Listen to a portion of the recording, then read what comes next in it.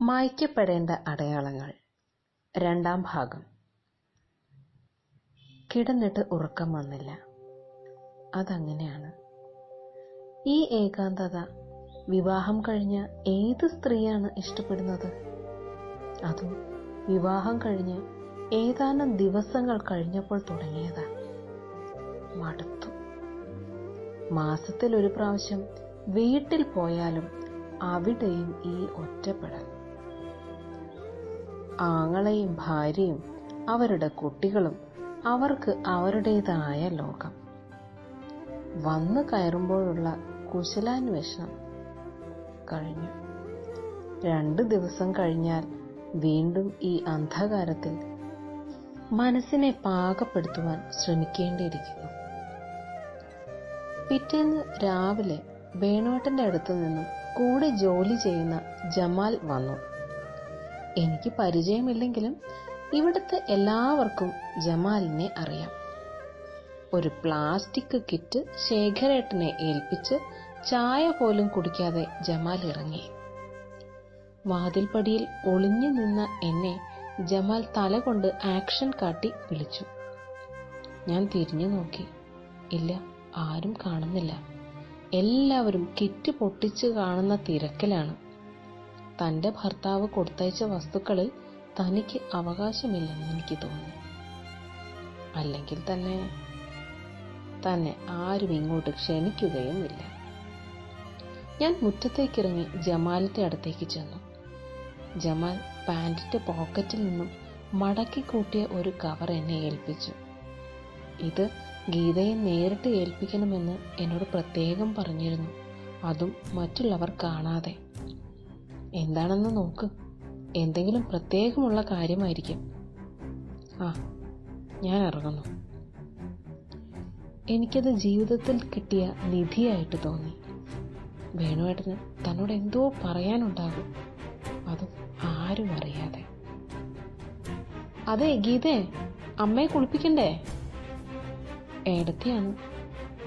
അമ്മ ഒരു ഭാഗം തളർന്ന് 6 മാസമായി കിടപ്പിലാണ്. പ്രഷർ കൂടിയതാണത്രേ. ഈ ഒരു കാര്യത്തിന് മാത്രം ഏടത്തി എന്നെ സഹായിക്കും. അതും മൂത്ത മരുമകൾ അമ്മയെ നന്നായി നോക്കുന്നുണ്ടെന്ന് മറ്റുള്ളവരെ ബോധ്യപ്പെടുത്താൻ. അമ്മയുടെ ബന്ധുക്കൾ വന്നാൽ പിന്നെ പറയുകയും വേണ്ട. അമ്മയെ ചുറ്റിപ്പറ്റി നിന്ന് എപ്പോഴും ശുശ്രൂഷ, ഒരു തരം അഭിനയം. ആ കാര്യത്തിൽ നല്ല മിടുക്കിയാണ് ഏടത്തി. ഗീത വരുന്നില്ലേ? അമ്മയെ കുഴമ്പ് തേപ്പിക്കണം. നീ അവിടെ എന്തെടുക്കുവാ? ജമാൽ തന്ന എഴുത്ത് എളിയിൽ ഒളിപ്പിച്ച് അകത്തേക്ക് കയറി. എങ്ങനെങ്കിലും ഇതൊന്ന് വായിക്കണം. എന്തായിരിക്കും ഇതിൽ എഴുതിയിരിക്കുന്നത്? ഒരു തരം ജിജ്ഞാസ എന്റെ മനസ്സിനെ കീഴ്പ്പെടുത്തി. ജീവിതത്തിൽ ആദ്യമായി ഒരുതരം സ്നേഹം വേണുവേട്ടനോടും തോന്നി. അമ്മയെ 2 പേരും കൂടെ കുളിപ്പിച്ച് കട്ടിലിൽ കിടത്തി. എത്രയും പെട്ടെന്ന് ഇതൊന്ന് വായിക്കണം. അമ്മയെ കുളിപ്പിക്കുമ്പോഴും എളിയിലിരിക്കുന്ന കവർ ഏട്ടത്തി കാണാതിരിക്കാനും അത് നനയാതിരിക്കാനും ഞാൻ പ്രത്യേകം ശ്രദ്ധിച്ചിരുന്നു. മുറിയിൽ കയറി വാതിലടച്ചാൽ കാരണം തിരക്കി ഏട്ടത്തിയോ ചിറ്റേ മുറിയിൽ എന്തെടുക്കുവാ എന്ന് ചോദിച്ച് അമ്മവോ മണിക്കുട്ടനോ വന്നാൽ വേണ്ട, ബാത്റൂമിൽ കയറി വായിക്കാം. ലോകത്ത് ഒരു ഭാര്യയ്ക്കും ഇങ്ങനെ ഉണ്ടായിട്ടുണ്ടാവില്ല. ഭർത്താവിന്റെ എഴുത്ത് ആരും കാണാതെ വായിക്കാനുള്ള ഗതികൾ. ബാത്റൂമിൽ കയറി വാതിലടച്ചു. ഏറെ ആകാംക്ഷയോടെ ഞാനത് പൊട്ടിച്ചു. അതിലെ വാചകങ്ങൾ വായിച്ച് എനിക്ക് തല കറങ്ങുന്നതായിട്ട് തോന്നി. താഴെ വീഴാതിരിക്കാൻ ഞാൻ ഭിത്തിയിൽ ചാരി തറയിൽ അമർന്നിരുന്നു. ഉറക്കെ പൊട്ടിക്കരയണമെന്ന് എനിക്ക് തോന്നി. പക്ഷെ എങ്ങനെ? ഒരിക്കൽ കൂടി ഇത് വായിക്കണം. അതിനുള്ള സാഹചര്യമാണ് ഇനി ഉണ്ടാക്കേണ്ടത്. ഒരിക്കലും അവസാനിക്കാത്ത ഈ പണി കഴിഞ്ഞ് ഒന്ന് നടു നിവർത്തുമ്പോൾ രാത്രിയാകും. ഗീത, ഞങ്ങള് തിരിച്ചു വരുമ്പോൾ വൈകുന്നേരം ആവും. സൗമ്യയുടെ അച്ഛൻ കാല് തെറ്റി വീണു. ഇപ്പൊ ആശുപത്രിയിൽ അഡ്മിറ്റ് ചെയ്തിരിക്കുക. ഏട്ടന്റെ ഒപ്പം ഞാനും ചെന്നില്ലെങ്കിൽ അവിടെ ഉള്ളവരെന്തു കരുതും? പിന്നെ അമ്മയ്ക്ക് കഞ്ഞി കൊടുത്തിട്ടില്ല. ഗീത കേൾക്കണുണ്ടോ? അപ്പോഴേക്കും താൻ ബാത്റൂം തുറന്ന് ഒരു വിധത്തിൽ പുറത്തേക്ക് വന്നു. എഴുത്ത് തന്റെ എളിയിൽ തിരികെ വീണ്ടും ഒളിപ്പിച്ചു വെച്ചു. തന്നെ കണ്ടപ്പോൾ വീണ്ടും എഴുത്തി തുടർന്നു. അമ്മൂനെ ഒന്ന് കുളിപ്പിക്കണം. അലമാരിയിൽ രാസനാദി പൊടിയുണ്ട്, അത് നെറുകിൽ തിരുമ്പാൻ മറക്കണ്ട കേട്ടോ. ഇനി വല്ല ജോലിയും ബാക്കിയുണ്ടോ? അതും കൂടി കൽപ്പിച്ചു പോകാമായിരുന്നില്ലേ? താൻ ദേഷ്യത്തോടെ മനസ്സിൽ പറഞ്ഞു. ശേഖരേട്ടനും എടുത്തേം അതും പറഞ്ഞ് നടന്നവന്നു. അവൻ പോകാൻ കാത്തു നിൽക്കെ അമ്മും മണിക്കുട്ടനും അമ്പലപ്പറമ്പിലേക്ക് ഒറ്റയോട്ടം. അമ്പലപ്പറമ്പിൽ കുട്ടികൾ കളിക്കാൻ എത്തിക്കൊണ്ടിരുന്നു. ഒരു കണക്കിന് നന്നായി. ഇനി ആരെയും പേടിക്കണ്ട. ഒരിക്കൽ കൂടി ഈ എഴുത്ത് സ്വസ്ഥമായി ഒന്ന് വായിക്കണം. വേണുവേട്ടൻ സ്വയം ചതിക്കുഴിയിൽ വീണിരിക്കുകയാണ്. ഈ മനുഷ്യൻ ഇത്ര പാവമായിരുന്നോ? കോഴിക്ക് തീറ്റ കൊടുത്ത് തുറന്നു വിടണം, അമ്മയ്ക്ക് കഞ്ഞി കൊടുക്കണം. ഇന്ന് അലക്കാൻ കാര്യമായൊന്നുമില്ല. ശേഖരേട്ടൻ മാറിയതും പിള്ളേരുടെ ഡ്രസ്സും മാത്രമേ കാണൂ. കുട്ടികൾ കളി കഴിഞ്ഞ് വരുമ്പോൾ ഒരു നേരമാകും. എല്ലാം കഴിഞ്ഞ് താൻ മുറിയിൽ കയറി കഥ കടച്ചു. ഒന്നുകൂടി എഴുത്ത് വായിച്ചു. എന്റെ പ്രിയപ്പെട്ട, എങ്ങനെ വിളിക്കണമെന്ന് എനിക്കറിയില്ല. എന്റെ ലോകം വളരെ ചെറുതായിരുന്നു. അച്ഛനെ കണ്ട ചെറിയ ഓർമ്മകളാണ് എനിക്കുള്ളത്. അതുകൊണ്ട് തന്നെ ശേഖരേട്ടനെ ഞാൻ അച്ഛന് തുല്യം കണ്ടു. പക്ഷേ ഇപ്പോൾ ഒരു ചതി പറ്റിയോ എന്നെനിക്കൊരു തോന്നൽ. നിന്നോട് മനസ്സ് തുറക്കാൻ എനിക്ക് കഴിഞ്ഞിട്ടില്ല. അതെന്റെ വലിയ തെറ്റാണ്. ക്ഷമിക്കണമെന്ന് പറയാൻ എനിക്ക് അവകാശമില്ലെന്നറിയാം. എങ്കിലും നമുക്ക് വേണ്ടി ക്ഷമിച്ചേ പറ്റൂ. ഇനി കാര്യത്തിലേക്ക് വരാം. ഞാൻ ജോലി ചെയ്യുന്നിടത്ത് ചില പ്രശ്നങ്ങൾ നടക്കുകയാണ്. ചില സാമ്പത്തിക തിരിമറികൾ. ഞങ്ങളുടെ GM ഒരു മലയാളിയാണ്, പാലക്കാരൻ. അദ്ദേഹം ചെയ്ത തെറ്റിൽ കമ്പനി മലയാളികളെ തിരഞ്ഞു പിടിച്ച് പുറത്താക്കുകയാണ്. ജമാലും അങ്ങനെയാണ് നാട്ടിലെത്തിയിരിക്കുന്നത്. എന്തായാലും അടുത്ത മാസത്തോടുകൂടി എന്നെയും. പ്രശ്നം അതല്ല. ഈ 6 വർഷത്തിനിടയ്ക്ക് 50 ലക്ഷം രൂപയിൽ കൂടുതൽ ഞാൻ ഏട്ടന് അയച്ചു കൊടുത്തിട്ടുണ്ട്. പക്ഷേ ഏട്ടന്റെ കഴിഞ്ഞ എഴുത്തിൽ വീടും പറമ്പും ജപ്തി ചെയ്യുമെന്നും അതിനായി 14 ലക്ഷം രൂപ എത്രയും പെട്ടെന്ന് അയക്കണമെന്നും കണ്ടിരുന്നു. എനിക്ക് കാര്യങ്ങളൊന്നും മനസ്സിലാകുന്നില്ല. ഏട്ടൻ ഏടത്തിയുടെ വീടിനടുത്ത് 2 നില വീട് പണിയുന്നുണ്ടെന്ന് നാട്ടിൽ നിന്നും വന്ന എൻ്റെ ഒരു സുഹൃത്ത് മുഖാന്തരം ഞാൻ അറിഞ്ഞു. ഇന്നേ വരെ ഇക്കാര്യം ഏട്ടൻ എന്നോട് സൂചിപ്പിച്ചിട്ടില്ല. എന്തൊക്കെയോ നടക്കുന്നുണ്ട്. ഞാൻ നാട്ടിലെത്തിയാൽ ഭാഗം വയ്ക്കുന്ന കാര്യവും സൂചിപ്പിച്ചിട്ടുണ്ട്. നിന്നോടിതിപ്പോ പറഞ്ഞില്ലെങ്കിൽ ഒരുപക്ഷെ 5 പൈസ സമ്പാദ്യമില്ലാത്ത ഒരുവനായി ഞാൻ മാറിയാൽ. എന്തായാലും ഇതുപോലൊരു കമ്പനിയിൽ ഇനി ഒരു ജോലി കിട്ടാൻ പോകുന്നില്ല. ബാക്കി കാര്യങ്ങൾ ഞാൻ വന്നതിന് ശേഷം. ഒരുപാട് സ്നേഹത്തോടെ ഒരിക്കൽ കൂടി ക്ഷമ ചോദിച്ചുകൊണ്ട് നിന്റെ. ഹൃദയം തിങ്ങി നീറുന്നതായിട്ട് എനിക്ക് തോന്നി. ഈ പാവം മനുഷ്യനെ എങ്ങനെയാണ് ശേഖരേട്ടന്? എല്ലാ കാര്യവും വേണുവേട്ടന്റെ വിയർപ്പാണ്, തന്റെ അവകാശം. അത് തട്ടിപ്പറിച്ചെടുത്ത് വേണുവേട്ടനെ കോമാളിയാക്കിയിരിക്കുന്നു. ചിറ്റേ, എന്നെ ഒന്ന് കുളിപ്പിച്ചു തരുമോ? അമ്മുവാണ്. ഒരുതരം പകയാണ് അത് കേട്ടപ്പോ തോന്നിയത്. ചതിയന്റെ സന്താനം കിടന്ന് മോങ്ങുന്നു. അമർഷവും വെറുപ്പും അണപൊട്ടി ഒഴങ്ങി. വേണ്ട, നിയന്ത്രിച്ചേ പറ്റൂ. ഒന്നും അറിയാത്തതുപോലെ അഭിനയിക്കാൻ പഠിക്കണം. ശേഖരേട്ടനെ പോലെ, ഏടത്തെ പോലെ. വേണുവേട്ടൻ വരുന്നത് വരെ ഞാൻ അഭിനയിച്ചേ പറ്റൂ. അഭിനയിക്കണം. ദാ വരുന്നു. പെട്ടെന്ന് അമ്മയുടെ മുറിയിൽ നിന്നും എന്തോ താഴെ വീഴുന്ന ശബ്ദം ഞാൻ കേട്ടു. എഴുത്ത് സുരക്ഷിതമായി അലമാരയിൽ വെച്ചു. പെട്ടെന്ന് വാതിൽ തുറന്ന് അമ്മ കിടക്കുന്ന മുറിയിലേക്ക് ഓടി. എന്റെ പുറകെ അമ്മു. ആ കാഴ്ച കണ്ട് ചിരിക്കണമെന്ന് തോന്നി. താഴെ വെട്ടിയിട്ട് വാഴ കണക്കെ മണിക്കുട്ടൻ കിടക്കുന്നു. കട്ടിലിൽ നിന്ന് അമ്മ ബന്ധപ്പെട്ട് ആ കാഴ്ച കാണാൻ ഒരു ശ്രമം നടത്തി. പക്ഷേ മണിക്കുട്ടനെ കണ്ട പാടെ അമ്മു പൊട്ടിച്ചിരിച്ചു.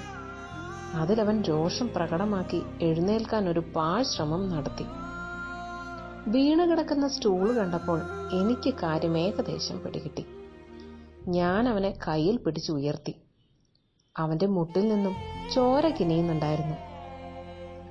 അമ്മയില്ലാതെ തക്ക നോക്കി, നീ എന്തിനാ മണിക്കുട്ടാ ആ ബാറ്റ് എടുക്കാൻ നോക്കിയത്? നിന്നെ കൊണ്ട് കഴിയോ അതെടുക്കാൻ? ഏട്ടത്തി വരട്ടെ, ഞാൻ പറഞ്ഞു കൊടുക്കുന്നുണ്ട്. എന്നെയും കൂടി ചീത്ത കേൾപ്പിക്കാൻ. വാ, ഞാൻ കുറച്ച് മരുന്ന് പുരട്ടി തരാം. മണിക്കുട്ടൻ അത് വകവയ്ക്കാതെ അമ്മുവിനെ കൊഞ്ഞനം കുത്തി അമ്പലപ്പറമ്പിലേക്ക് ഓടി. താൻ അമ്മുവിനെ കുളിപ്പിച്ച് രാസ്നാദിപ്പൊടി നെറുകയിൽ തിരുമ്മി. മാറാനുള്ള ഉടുപ്പ് അവൾ തന്നെ അലമാരയിൽ നിന്ന് എടുത്തണിഞ്ഞു.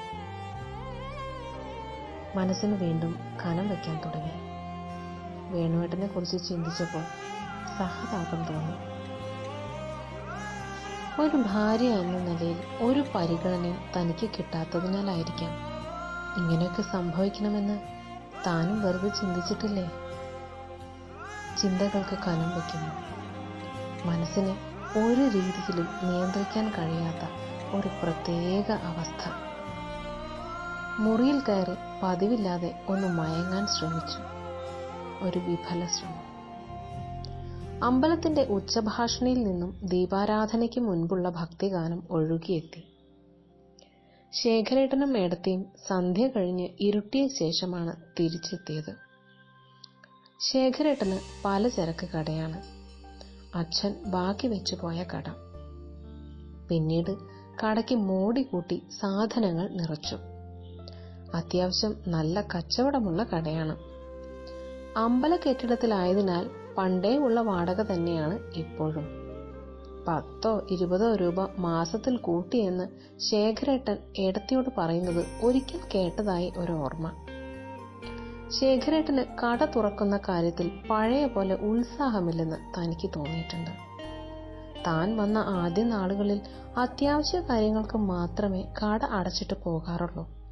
പക്ഷെ ഇപ്പോൾ എന്തെല്ലാമോ സംഭവിക്കാൻ പോകുന്നതായി തന്റെ മനസ്സ് പറയുന്നു. അത് ഒട്ടും നല്ലതാകാൻ വഴിയില്ല. അതിന്റെ സൂചനയാണ് വേണുവേട്ടന്റെ എഴുത്ത്. ദിനരാത്രങ്ങൾ സാധാരണ പോലെ കടന്നുപോയി. വേണുവേട്ടന്റെ എഴുത്ത് കയ്യിൽ കിട്ടിയിട്ട് 1 മാസമാകാൻ പോകുന്നു. ഇതിനിടയിൽ 2 പ്രധാന സംഭവങ്ങൾ നടന്നു. സൗമ്യയുടെ ഭർത്താവിന് പ്രിൻസിപ്പൽ സെക്രട്ടറിയായിട്ട് പ്രൊമോഷൻ കിട്ടി. പിന്നെ വീട്ടിൽ മോഹനേട്ടന്റെ മകൾ ഋതുമതിയായി. ഇതിനുശേഷം വേണുവേട്ടനെ കുറിച്ച് ഒരു വിവരവും ഉണ്ടായില്ല. കടയും പൂട്ടി വന്ന ശേഖരേട്ടൻ ഒരു ദിവസം വെരുകിനെ പോലെ അങ്ങോട്ടും ഇങ്ങോട്ടും നടന്നുകൊണ്ട് പറയുന്നുണ്ടായിരുന്നു, ഇവനിത് എന്ത് ഭാവിച്ചാ? വീടും സ്ഥലവും ബാങ്കുകാർ കൊണ്ടുപോയാൽ അവന് നഷ്ടമൊന്നുമില്ല അല്ലേ? കാരണവന്മാരുണ്ടാക്കിയ മുതലാ, ഒരു തരി ഇതിൽ കൂട്ടാൻ കഴിഞ്ഞിട്ടില്ല. നാട്ടുകാർ കയ്യും കൊട്ടിച്ചിരിക്കാം. കിഴക്കേ മറ്റം തറവാട് ശേഖരനെ നശിപ്പിച്ചുവെന്ന് പേരുദോഷം. ഇവിടെ ആർക്കാ ഛേദം? ശേഖരേട്ടൻ വീണ്ടും ഉലാത്തിക്കൊണ്ടിരുന്നു. ഇനി കുളിക്കാനുള്ള വെള്ളം ഞാൻ തന്നെ എടുത്തു വെക്കണോ? തീറ്റ കൂടിയിട്ട് എല്ലിൻ്റെ ഇടയിൽ കുത്തിയാൽ ഇതല്ല, ഇതിനപ്പുറം ഉണ്ടാകും. തന്നെയാണ് ഉദ്ദേശിച്ചതെന്ന് എനിക്ക് മനസ്സിലായി. ഒരു ഭാവഭേദവും കൂടാതെ ആ വെള്ളം ബാത്റൂമിൽ കൊണ്ടുവച്ചു. ശേഖരേട്ടൻ കേൾക്കാൻ അല്പം ശബ്ദം കേൾപ്പിച്ചാണ് വെച്ചത്. പിന്നീട് വെളുപ്പിന് കാറിന്റെ ഹോണടി കേട്ട് ഞാൻ ഞെട്ടി ഉണർന്നു. മുറിയിലെ ലൈറ്റിട്ട് വാതിൽ തുറന്നപ്പോഴേക്കും ശേഖരേട്ടൻ ഉമ്മറ വാതിൽ തുറന്ന് പുറത്തേക്ക് ചെന്നു. കാറിൽ നിന്നും വേണുവേട്ടൻ ഇറങ്ങി. ഒട്ടും പ്രസന്നതയില്ലാത്ത മുഖഭാവം. യാത്രയുടേതാകാം. നീ എന്താ വേണു ഒരു മുന്നറിയിപ്പും ഇല്ലാതെ? വേണുവേട്ടൻ ശേഖരേട്ടന്റെ മുഖത്തേക്ക് തറപ്പിച്ചു നോക്കുന്നത് ഒരു മിന്നായം പോലെ ഞാൻ കണ്ടു. മുന്നറിയിപ്പില്ലാത്ത കാര്യങ്ങളല്ലേ ഏട്ടാ ജീവിതത്തിൽ ഉണ്ടായിട്ടുള്ളൂ.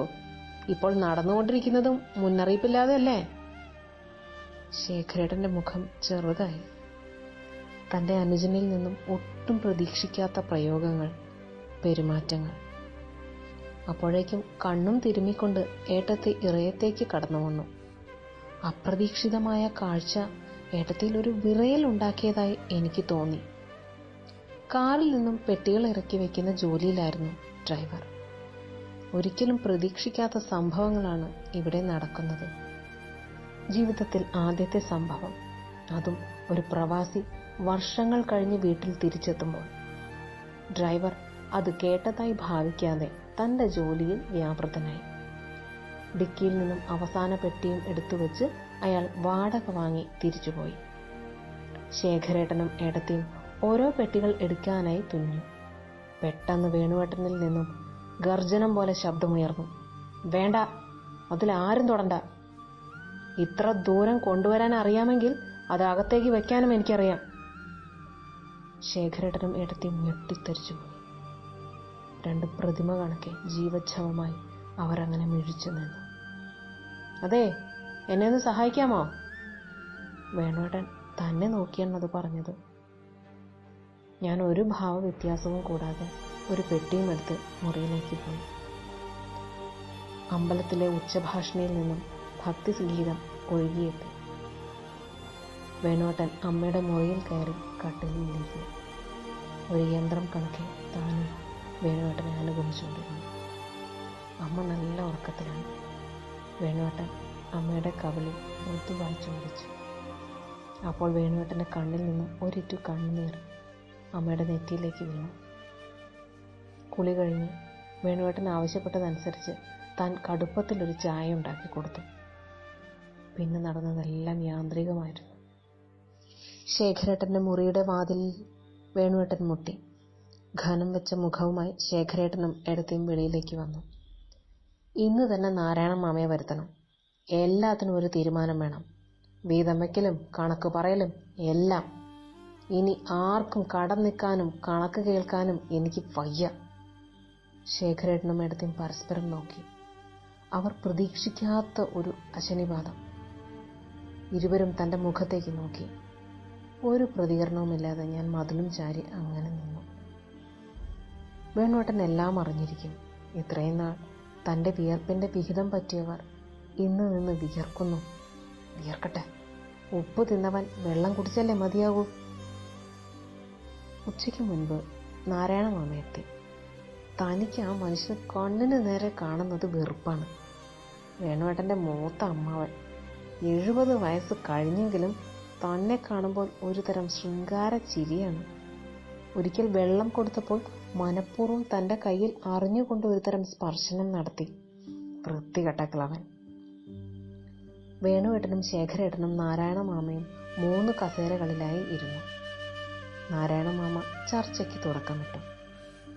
അതെ വേണു, ശേഖരന് ഈ വീടും പറമ്പും ഒന്നും വേണ്ട എന്നാണ് പറയുന്നത്. നിങ്ങളെ പെങ്ങൾക്കും ഇതിൽ നിന്നും ഒന്നും കൊടുക്കണ്ട. ഈ 20 സെന്റ് സ്ഥലവും പുരയിടവും നിനക്കുള്ളതാണ്. ഇത്രയും നാൾ നീ ഗൾഫിൽ കിടന്ന് കഷ്ടപ്പെട്ടതിൻ്റെ പ്രതിഫലം. പിന്നെ ഇതിൻ്റെ ആധാരം നിന്റെ പോക്കിനും അവളുടെ കല്യാണത്തിനുമായി ബാങ്കിൽ വെച്ചിരിക്കുകയാണല്ലോ. അതിനിപ്പോൾ 14 ലക്ഷം രൂപയും പലിശയും കൊടുത്ത് വേണു അതങ്ങ് എടുപ്പിക്കണം. ബാക്കി രേഖകളിൽ ഇവർ രണ്ടാളും ഒപ്പിട്ട് തരും. അവർക്ക് ഒന്നും വേണ്ടാന്ന്. വേണുവിന് മനസ്സിലായോ? ഇക്കാലത്ത് സ്വന്തം കൂടപ്പറപ്പുകൾ സ്വത്തിന് വേണ്ടി വെട്ടും കുത്തും വിടുമ്പോഴാണ് ഇങ്ങനെയൊരു ഭാഗം വെപ്പ് ഇവിടെ. നാരായണ മാമ വേണുവേട്ടൻ്റെ മുഖത്തേക്ക് നോക്കി. വേണുവേട്ടൻ കസേരയിൽ ഒന്ന് നിവർന്നിരുന്നു. 8 വർഷത്തിനിടയ്ക്ക് ഞാൻ അയച്ചു കൊടുത്ത ലക്ഷങ്ങൾ കൊണ്ട് ശേഖരേട്ടൻ എന്താണ് ചെയ്തതെന്ന് എനിക്കറിയണം. ശേഖരേട്ടനിൽ ആ വാക്കുകൾ ഹൃദയം തുളച്ചു. ശേഖരേട്ടൻ കസേരയിൽ നിന്നും ചാടി എഴുന്നേറ്റു. സൗമ്യയുടെ വിവാഹം അവൾക്ക് 50 പവൻ സ്വർണം കൊടുത്താ പുറത്തിറക്കിയത്. പിന്നെ അവൾക്ക് സഭാ സ്കൂളിൽ ടീച്ചറാക്കാനും കൊടുത്തു ലക്ഷങ്ങൾ. ഇതെല്ലാം ഞാനും രാവും പകലും പൊതികെട്ടി ഉണ്ടാക്കിയ കാശാ.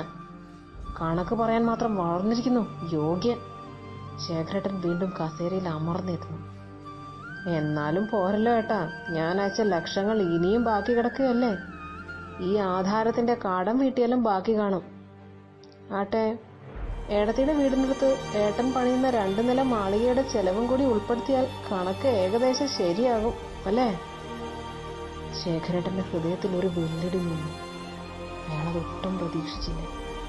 ഏടത്തി സാരി തലപ്പുകൊണ്ട് മുഖത്തെ വിയർപ്പ് തുടച്ച് പെട്ടെന്ന് മുറിയുടെ അകത്തേക്ക് പാഞ്ഞു. താൻ മാത്രം ഒരു ഭാവവുമില്ലാതെ മതിലും ചാരി എല്ലാം കേട്ടുനിന്നു. നാരായണ മാമ ശവമായി ഇരിക്കുന്ന ശേഖരേട്ടന്റെ മുഖത്തേക്ക് നോക്കി. നാരായണ മാമ ഒന്നും പറയാതെ മുഖം കുനിച്ചിരുന്നു. കണക്ക് അറിയാനും പറയാനും വേണ്ടിയുള്ളതാണ്. എനിക്ക് പരാതികളില്ല. ഇനിയും ഈ വീട് സ്വന്തമാക്കണമെങ്കിൽ ലക്ഷങ്ങൾ വേണം. ഞാനൊരു കറവ പശു, അകിടി വറ്റി വരണ്ട വെറും കറവ പശു. വേണുവേട്ടൻ അതും പറഞ്ഞ തിടുക്കത്തിൽ പുറത്തേക്ക് ഇറങ്ങിപ്പോയി. പ്രതീക്ഷകളെല്ലാം നഷ്ടപ്പെട്ട പച്ചയായ മനുഷ്യനെ പോലെ.